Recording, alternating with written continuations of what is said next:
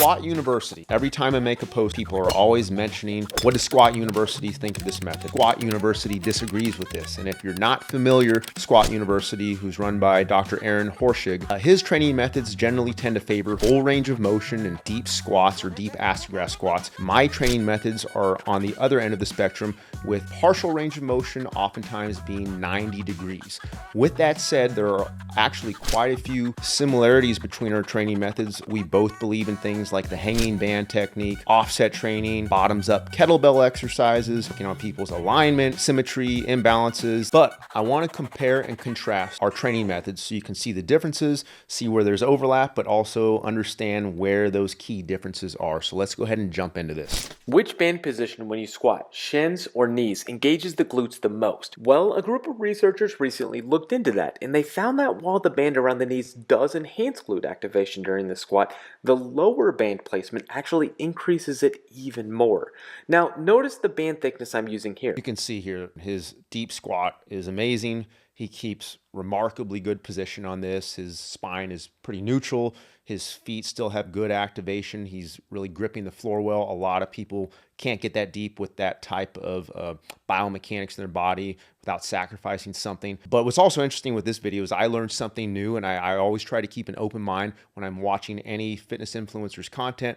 He described here about the mini band, the placement of it being more effective for glute activation and for helping to eliminate that valgus collapse at the knees and ankles when the mini band is placed below the knee instead of above. So I thought that was a useful point. But let's go ahead and move on to the next video here. Do you struggle with a hip shift to one side when you squat? Matthew came to me with this exact problem. One screen I'll always perform in this situation, called the Faber test, looks at the hip's ability to open. Notice how far the right hip falls out. And now if we compare to the left, a big difference. Usually someone will shift towards the hip with a restricted Faber as the joint cannot open fully compared to the other. One drill that can help address this restriction is the kettlebell weight shift. Open the top hip by squeezing the glutes slightly and shifting until you feel a good groin stretch. Hold 5 for 5 seconds before retouch. So you see here, this is a pretty common issue. I used to have this exact same issue myself when I used to try to squat deep. Something that my body, I couldn't get rid of it for years, almost probably a decade, until I actually went to the 90-degree training method.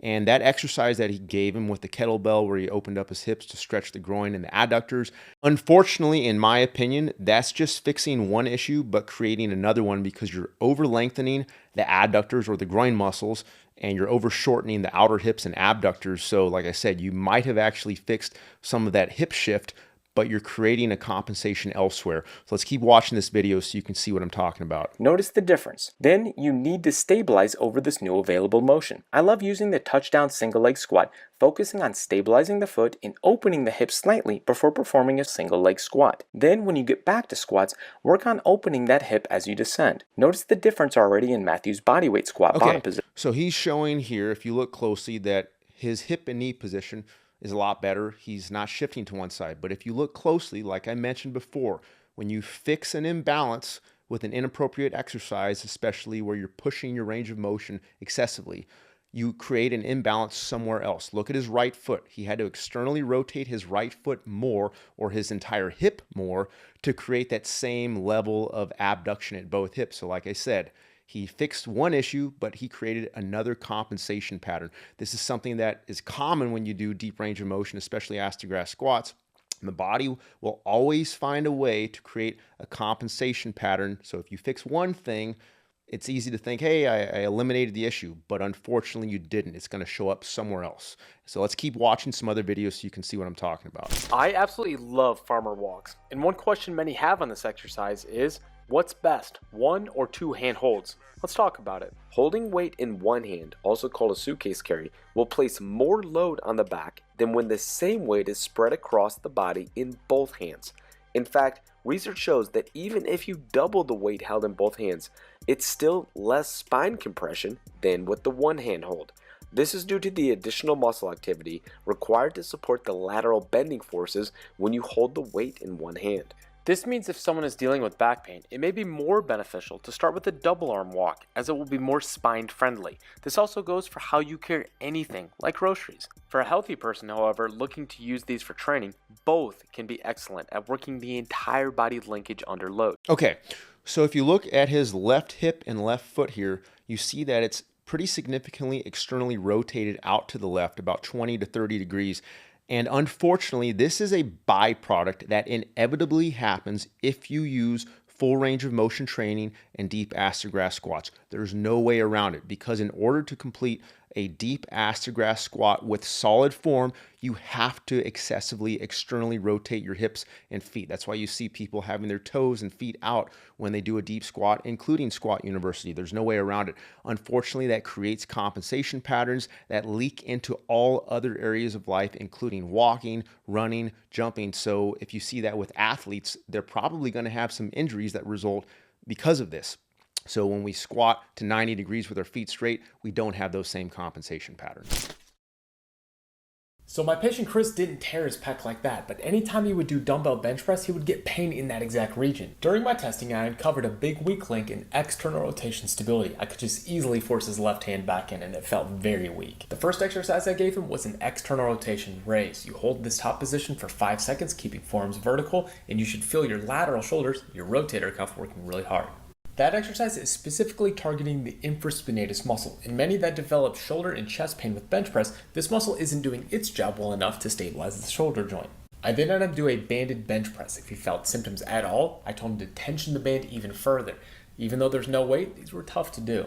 And with retesting directly after, he no longer had any symptoms with that weight, showing he was finally on the right track. So a few things to point out here, but what's interesting is both of the exercises that he's recommending to this patient, they both involve approximately 90-degree joint angle positions, both for the overhead and also for the chest press version, or the supine rowing exercise. So this is what's interesting here, is that when you use the 90-degree position, it actually helps to correct so many imbalances in the body. It literally starts healing things almost immediately. And you can see here, this guy, just from doing those simple 90-degree positions where he's externally rotating, firing the lats, getting his shoulders packed down and back, it's actually helping to eliminate some of that pain almost immediately. But the problem here is that when you go back to doing full range of motion training, you just corrected some of the symptoms without correcting the root cause. This issue in his shoulder pain, it's going to come back. It might come back in a week. It might take a few months to come back, but it's going to come back because you didn't get to the root cause of the issue, which is excessive range of motion, which creates compensation patterns. This is the external rotation raise exercise, and today I'm going to show you how Pro Strongman Travis is using it to fix his overhead press lift injury. When testing his external rotation motion, notice how much less he had on his painful left side. However, he had a lot more motion available, he just couldn't access it. You can see why with this stability testing. Hold here, you want to push in. Insulin, right? So one of the reasons for his problem press and injury was insufficient external rotation strength and stability on the left side. Okay, so a few things to point out in this video. First off, it's with strongman competitor Travis Ortemeyer. He's had a few choice words to say to me over the years on social media, but regardless, this is just an interesting scenario, because what's happening here, if you look real closely, look at his left trap in his left ear, the distance between it compared to his right. It's very elevated. Now it's more elevated in the middle of this video when he's first doing it before he actually corrects it. Okay, see that left trap? And you can see the imbalance there. This is a posture issue, and it's something that you have to address posture mechanics on before you go any further. And when you go past 90 degrees, it's going to reappear. This shoulder issue, this shoulder pain that he had that improved, it's going to come back, because when you start doing full range of motion training, you're going to set that off again. But he actually used the 90-degree principle, as you could see with the band exercise, to enhance his stability, to enhance his mobility, and to eliminate some of that pain. But you need to continue to train with that. You need to reinforce those optimal biomechanics so that this pain doesn't come back. But again, you go back to full range of motion, you're going to be right back at where you started, whether it takes a week or 2 months. Here's 3 shoulder stability exercises Mirabai has been using over the last couple years to keep her shoulders healthy while she lifts heavy. The first is an upside down kettlebell press. This is going to be much more unstable compared to a dumbbell, so great for shoulder stability. Single arm presses, 10 on each side. With the bell remaining upside down, she would then perform some walks. Now, not only is this great for core, but it also places the shoulder into a biomechanically similar position needed for the press. So this is a great way to do some more position-specific shoulder stability work. And the third is a kettlebell windmill. Now, in this bottom position, we want to see the arms stacked vertically over each other, and sometimes we would add rotations of that shoulder into internal and external to work on owning what positions we have capable. Just to point out some of the obvious here, the bottoms up press, I'm a big fan of those. They're great for shoulder stability. This lady that he's working with here, she's a competitive Olympic weightlifter. But as you can see, once again, what is she doing here? She's actually using a 90-degree eccentric isometric, literally the training method that I advocate for. She's holding that 90-degree position, staying tight. And what's that doing? It actually is helping to create joint stability. And as a result, this lady, she has shoulder pain in her left shoulder. I saw this in some other videos. It's actually improving her overhead pressing mechanics, not just for this exercise, but it's going to transfer to Olympic weightlifting. This is why I'm such a big fan of the 90-degree protocol, because it doesn't just improve your 90-degree exercises. It transfers to all areas of life, whether it's Olympic weightlifting or full range of motion or just daily living. And we can see how it's impacting her. One of my recent patients had pain in that exact area that would come out when lifting, especially with things like this. Now, a key part of the rehab process is assessing and retraining problem movements so we can address root cause. Listen to what this sounds like. If you are not engaging your mid-back muscles properly with that shoulder blade coming back and down, you're going to get accessory muscles trying to grab on to stabilize that area, which is going to be your upper trap in that levator area. You're going to start by doing this. And then rotate. When you get to heavier weight and you have no pain, those two motions will flow together. Yes. Pull your elbow this way. Yes, hold. 1, 2, then down. Good, then relax. First off, I actually really like his coaching here. His cueing is also really good. He's basically explaining to the individual how to find that muscle-mind connection with his lats and upper back. And you can see from the first video when he's doing that bird dog row, he's using excessive range of motion because he's not setting his posture. He's not depressing that scapula down and back. And as a result, he's kind of moving into his traps and his neck and shoulders rather than using his back. But once again, you can see here, when you look at the row, the variation where he actually improves his technique when Squat University cleans up his form, you can see that he's actually pausing right at 90 degrees. And this is something else to consider. When you lock in your posture, when you use perfect mechanics, it is impossible to go past 90-degree joint angles. Your body won't let you unless you allow it to compensate somewhere. So he could have gone farther there, but he would have had to sacrifice all those positioning cues that Squat University guy gave him. But in order to keep that posture locked in, once again, 90 degrees, and it's also creating that therapeutic stimulus to help his shoulder. So this is the earthquake bar by Bandbell, and it's supposed to be shaky when you're lifting on it. Not as shaky as that last video, but it's supposed to be unstable. Here's Julius Maddox, the strongest bench presser in the world, who's currently chasing the elusive 800-pound raw bench press record. And you can see here, he doesn't have a lot of load on this bar, only a 45, 35, and 25-pound plate on each side. And you can see it's pretty unstable. So for most people, you don't need to go very heavy on this at all at the start. So as you can see here, he's a big fan of the hanging band technique and bamboo bar, as I am myself. I use it with a lot of my athletes. I use it in my own training quite a bit. And Julius Maddox here, the strongest bench presser in the world, he's using it to improve shoulder stability and, if I had to guess, probably work on some pain that he's having or some compensation patterns that he's having. He's using 210 pounds here. I just want to have you guys watch my video where I'm doing the same exercise, and I'm using 200 pounds instead of 210. As far as I know, this is a world record for the hanging band technique, but regardless of whether or not it is, the point is that for me to be able to do things like this pain-free after spending much of my 20s in horrible pain in nearly all of my joints is truly a miracle. Okay, so unfortunately, I wasn't able to hit 210 pounds like Julius Maddox. He's the world bench press record holder. I'm not.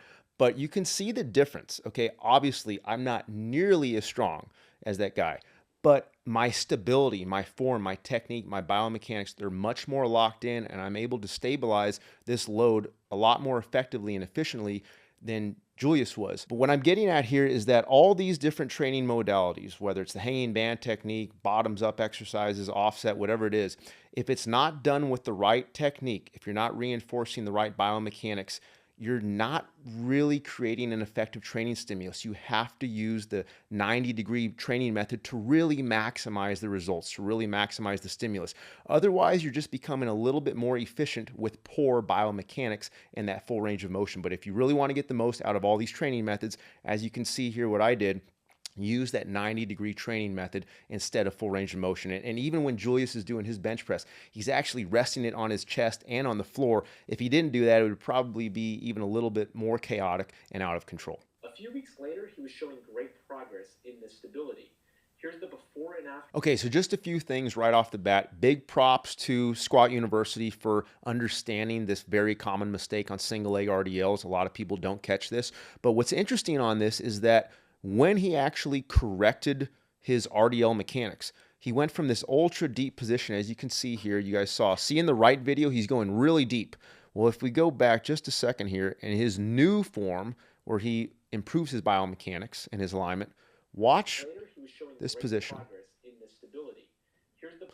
That is pretty much exactly where we have our athletes train the single leg RDL, which is around 90-degree joint angles. When you do a 90-degree joint angle or optimal range of motion, you're not going to have to compensate. And it's for this reason, it doesn't take us a few weeks to correct athletes with their hip hinge mechanics and this imbalance. We can actually correct it within 5 minutes. And I'm being literal when I say that. This is God's honest truth.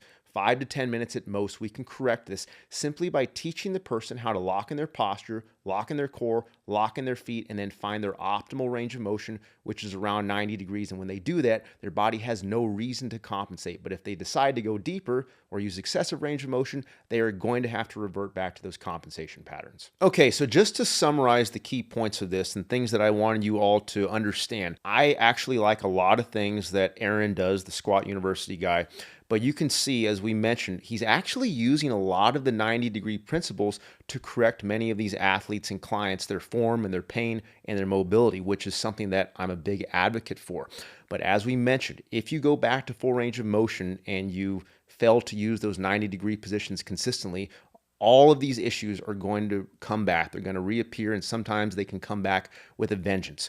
Now, with that said, I recommend people examining his methods further, follow him, check out his other videos, try it in isolation, see how your body feels, and then check out the rest of my work if you haven't already. Examine it, do a little bit more research, and then try the 90-degree eccentric isometric principle in isolation. Don't combine it with other methods, and then see what you think. If you like one better than the other, so be it. But I always tell people, I'm never trying to convince you of my method. I'm simply trying to convince you to try my method, and then we'll let the results speak for itself. Hey guys, thanks for watching. If you like this video, check out this other one. I think you'll find it just as informative.